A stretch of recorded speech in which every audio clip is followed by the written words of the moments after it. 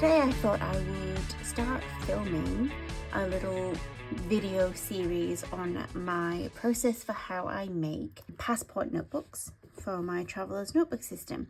So I've had quite a few requests in the comments on my previous videos, so thank you very much for those. Specifically around how I make my notebooks. So this is something I really enjoy doing.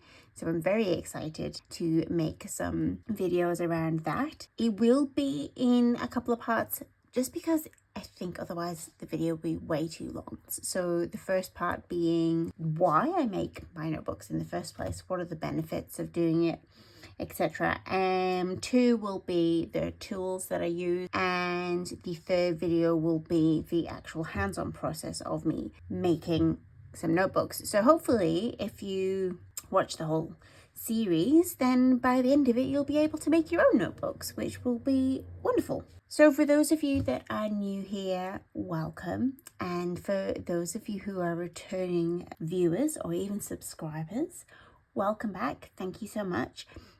Just a quick thank you. In the last week, I've had quite an increase in the number of subscribers. That's fantastic. That makes me very excited.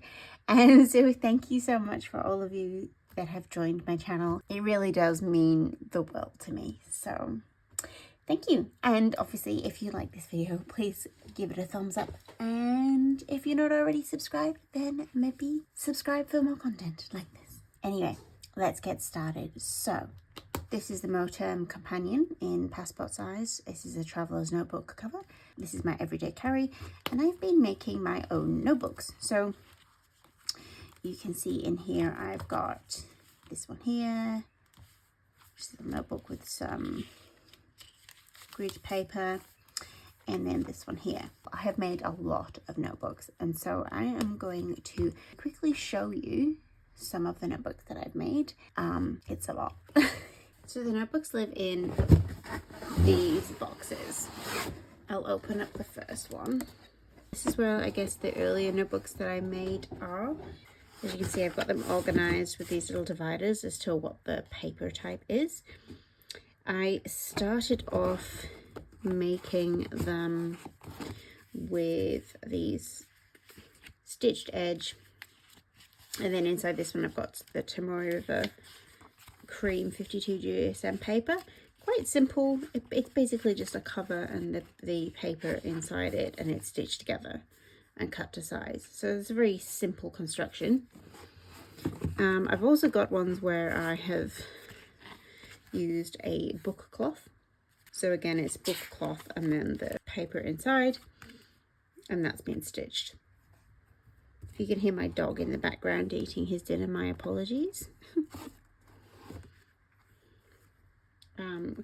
This one's quite nice.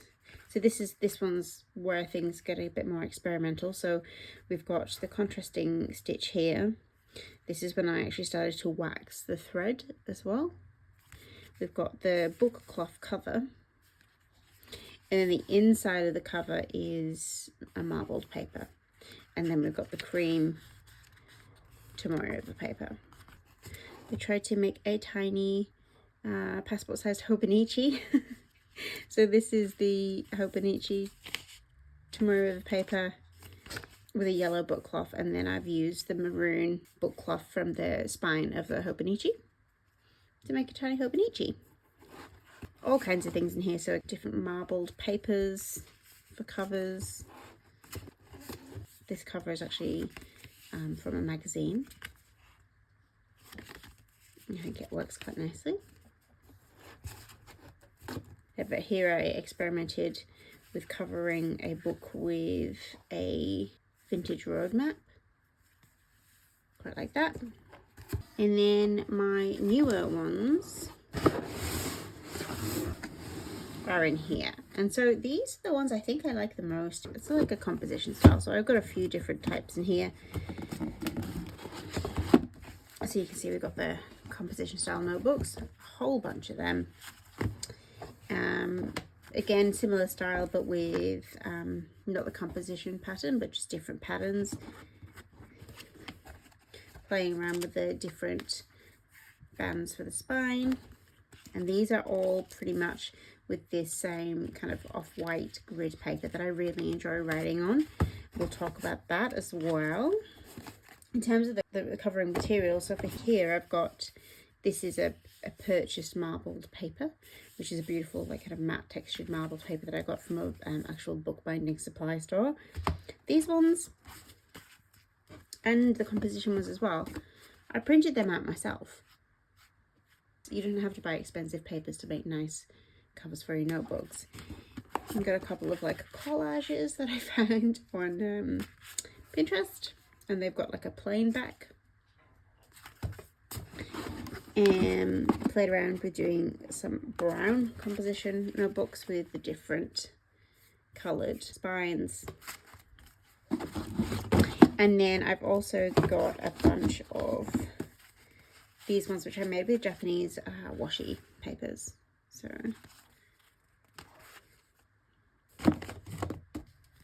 for the tutorial that will follow, I'm going to show you how to make a composition notebook like this, and I'll include like a free printable so that you can print out your own covers to make your own.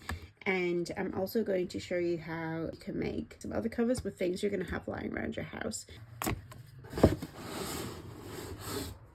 What are some of the reasons for making your own notebooks?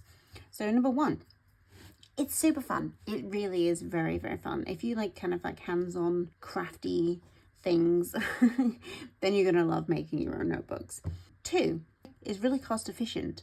I know there's the time obviously that you put into making them, which I guess I'm not factoring into the cost here because it's a hobby.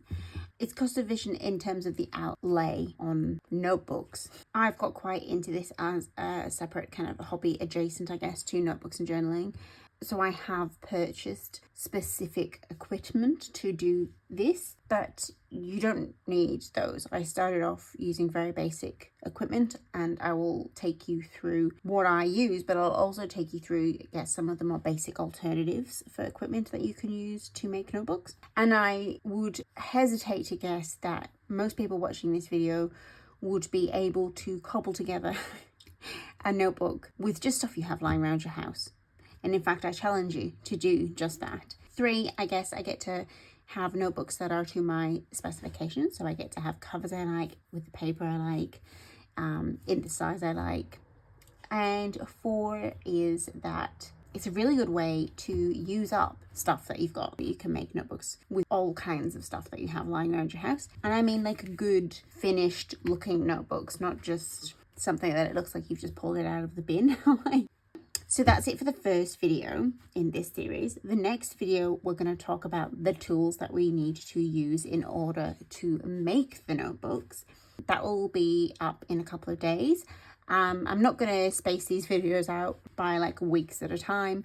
I'm going to try and get up a couple in a week. So hopefully this whole series will be done in 2 weeks. If you've enjoyed this video and you would like to see the next one, then please subscribe. And thank you so much for watching, and I will see you in the next video. Bye.